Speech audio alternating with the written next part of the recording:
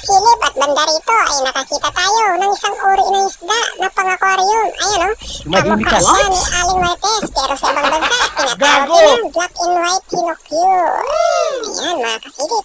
At banda rito ay nakakita tayo ng isang Auriga butterfly na kung tawagin sa ibang bansa. Pero dito sa Masinloc, tinatawag lang itong dalawa na kalibangbang. Ayan mga kasilip, pero hindi natin yan trip. At ang maghahanap na lang tayo ng ibang masisilip tulad nitong danggit. Patay kang danggit ka. Ayan mga kasilip, at ang pinana natin ay isang danggit na malupit. Sayang, napakasarap sanang daing ito kung maaraw ngayon dito sa Masinloc. Pero laging umuulan at mukhang may bagyo yata. At ito naman ay lahi ng cardinal fish o tinatawag na baghang dito sa amin. Pero ayaw natin yan. Dito na lang tayo sa papagot. Ayan, at hindi na natin pinana mga kasilip. At hinugot na lang natin ng ganso. Ayan mga kasilip. At nakakuha tayo ng isang trigger fish o tinatawag dito sa Masinloc na papagot. Paano masabi?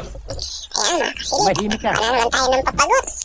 At medyo nakakarami na tayo nang nakukuhang papagot. Napakasarap pa naman itong adobuhin. Ayan mga kasilip. At binabalatan ko muna yan bago ko adobuhin.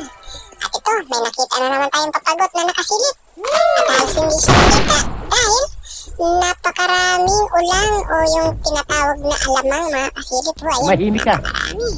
Pero napaana na natin yung papagot at hugutin na natin siya. Ayan mga kasilip, at nakuha na natin ang isang papagot. At sigurado na ang ating pang-adobo. Ayan mga kasilip, at napakasarap adobohin yan. Pero binabalatan ko muna yan bago ko adobohin. At nakakita tayo ng isang lapo-lapo mga kasilip. Ayan, at lumangoy palayo. Pero hindi natin patatakasin yun. At may napansin tayo dito sa malapit sa kanya. Isang blue crab mga kasilip. Ayan, at lumayo na naman. Napakaiba. At pabayaan muna natin yan. At ang uunahin natin ay yung lapo-lapo. Ayan siya, patay kang lapo-lapo ka. Ayan mga kasilip, ito yung uri ng lapo-lapo na naninirahan dito sa malalim na parte ng dagat, yung medyo maputik-putik. Ayan mga kasilip, at lumalaki yan.